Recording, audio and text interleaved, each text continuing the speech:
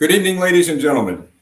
Tonight, you're going to be hearing from one solitary voice here in the United States of America who wishes to address our lawmakers in the United States Congress regarding the recent events that have occurred in Canada and that are becoming alarming as each day passes.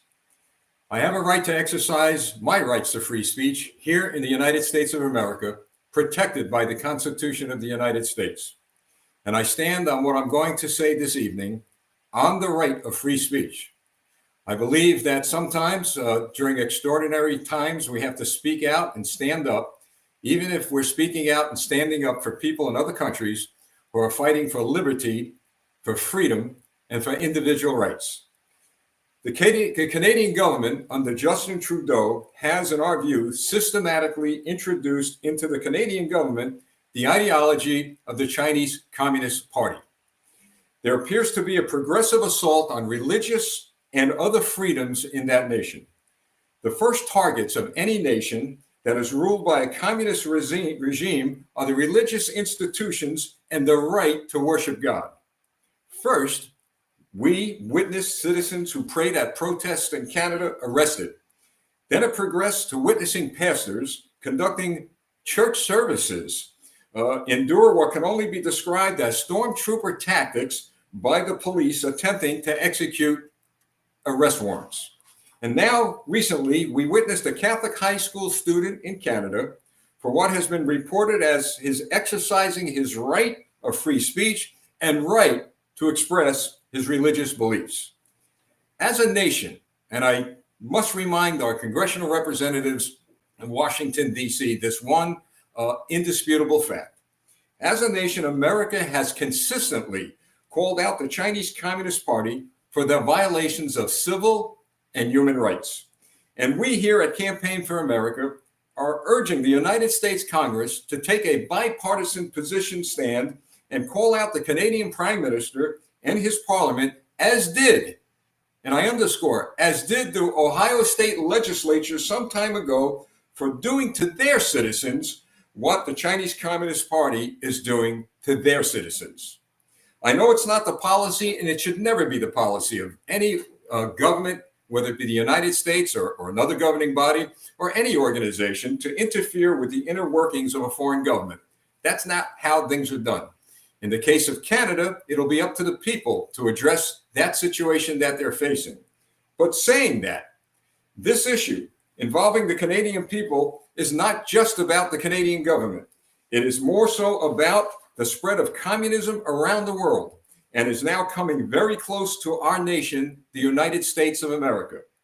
Let it be known that the people of Canada are fighting vigorously within the framework of the law with all the power and might they have to prevent their country from being taken over by a communist ideology. Make no mistake about what's going on in that country. And all you need to do is some research and you'll find out facts, not opinions, but facts as to how Justin Trudeau and his government has treated his people. The history of the United States has always been to be a shining city on a hill that always shed light on the darkness of communism around the world. And by doing so, this is what we did as a nation. And again, let me remind the United States Congress sitting in Washington, D.C. today, this is what we did in the fight against communism for many, many decades. We brought down the Soviet Communist Party, and we are now bringing down the Chinese Communist Party. And now we have an opportunity as a country, as an American nation, fighting for truth and liberty, fighting for freedom and individual rights worldwide. Now we have an opportunity to make sure that another nation, in this case Canada, does not give birth to a communist ideology that will mirror the CCP. This is not an exaggeration, nor is it an overreaction. It is a reality that we should and must address if we are truly the leader of the free world. The world looks upon the United States of America to lead the fight against communism on every piece of real estate on this planet. We have done so successfully, and we will continue to do so. And I believe our Congress, in this case, has a duty for the cause of freedom, liberty, and individual rights to speak out and join dozens and dozens of European political leaders, hundreds, if not thousands, of religious leaders, and millions of people worldwide by putting Justin Trudeau and his government on notice that free nations will do all they can within the framework of the law, peacefully, orderly, and diplomatically, to address what is, in our view, a threat to all of us in the free world. And that is my point. And this is a point I wish to make to our Congress. This is not only a threat to the freedom and liberty and individual rights of the Canadian people, but is a threat to the freedom, liberty, and individual rights of people in the free world. If the Chinese Communist Party could take hold of the Canadian government and begin to have such a great influence that the rights of the people are slowly being taken away, it will then advance where? South to the United States of America. Canada and the United States are the primary targets of what? The Chinese Communist Party. The seed of communism has to start somewhere, does it not? Many years ago, it started somewhere to do what? To enslave people all over the world for decades, because no one, no government, no political leader had the courage or the foresight to see how fast that evil ideology would spread. And did it spread fast? The end result of our silence back then, many years ago, was the birth of the Soviet and Chinese communist empires. And as I said earlier, one empire, the Soviet Empire, was taken down by the hard work of leaders like Ronald Reagan and others in the free world. And the one that still exists is the Chinese Communist Party, but I believe their days are numbered also. But as we are focusing on the Chinese Communist Party, we must also focus on their activities, yes, here in the United States of America, but even more so because of the magnitude of the situation that has developed in Canada on the Canadian government. One empire we destroyed, the other still exists. But now let us not, through our silence and passiveness, allow another country, in this case Canada, to give birth to another evil empire in the name of communism.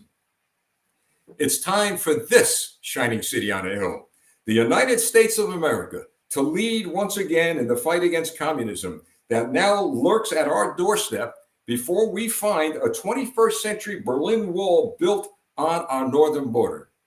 The 21st century Berlin Wall, one might say, well, there's an exaggeration. But again, I urge our US Congress to look at what I call the 21st century electronic Berlin Wall, a bill called C-11 in Canada, a bill that is designed to do what? To censor, at least in our view, to censor communication going in and out of Canada, to keep an eye on what the people are saying and what they are consuming. What is that identified as? How can you define that other than what comes out of the playbook of Stalin and Lenin and Marx?